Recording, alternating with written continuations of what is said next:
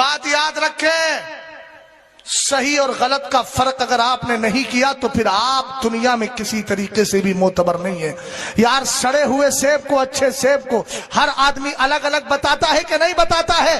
کسی نے مجھ سے پوچھا تھا وہابی اور سنیوں میں فرق کیا ہے؟ میں نے کہا جو نبی کو زندہ مانتا ہے وہ سنی ہوا کرتا ہے، جو نبی علیہ السلام کو مردہ کہتا ہے وہ وہابی ہوا کرتا ہے، جو کہتا ہے نبی علیہ السلام سے وصال کے بعد مدد مانگی جا سکتی ہے وہ سنی ہے، اور جو یہ کہے مر کر مٹی میں مل گئے معاذ اللہ ان سے مدد نہیں مانگی جا سکتی وہ وہابی ہے۔ اب میں آپ سے پوچھنا چاہتا ہوں، ذرا سینے پہ ہاتھ رکھ کے بتائیے گا اگر آپ کو باپ سے سچی محبت ہے، بھائی بات نہ کریں، میری بات کو دھیان سے سنیں، اگر سچی بات بولنے کا آپ کے اندر مزاج ہے تو پھر ایک بات سنیے گا، یہ جناب بیٹھے ہوئے ہیں، ان کا ایک شخص ایسا ہے جو ان کے باپ کو گالیاں دیتا ہے، اور ایک ایسا ہے جو ان کے باپ سے محبت بھری باتیں کرتا ہے، ان سے پیار کرتا ہے۔ بتاؤ، آپ سے پوچھ رہا ہوں، آپ دونوں کو برابر سمجھو گے؟ اونچا بولو، دونوں کو برابر سمجھو گے؟ ہرگز نہیں سمجھو گے۔ میں نے کہا جب باپ کے غدار و وفادار کو برابر نہیں سمجھا جا سکتا تو سرکار علیہ السلام کے غدار اور وفادار کو برابر کیسے سمجھتے ہو؟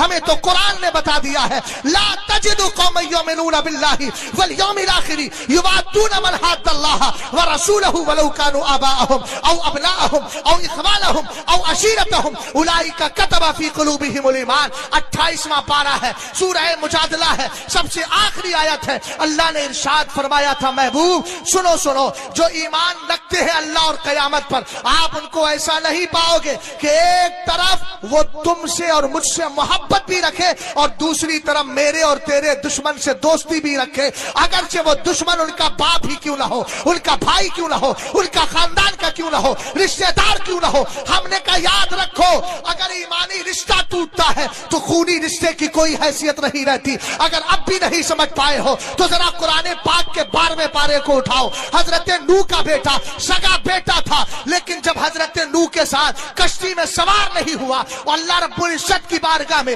آپ نے اس کے لیے دعا کی، قرآن نے کہا انہو لیس من اہلک، وہ تیرے گھر والوں میں سے ہے ہی نہیں۔ ہم نے کہا بیٹا ان کا تھا، لیکن رب نے منع فرما دیا۔ اس سے سمجھ میں آ گیا ایمانی رشتہ جب تک زندہ رہتا ہے تبھی تک خونی رشتہ باقی رہا کرتا ہے، اور جس دن ایمانی رشتہ ٹوٹ جاتا ہے خونی رشتے کی کوئی حیثیت نہیں ہے۔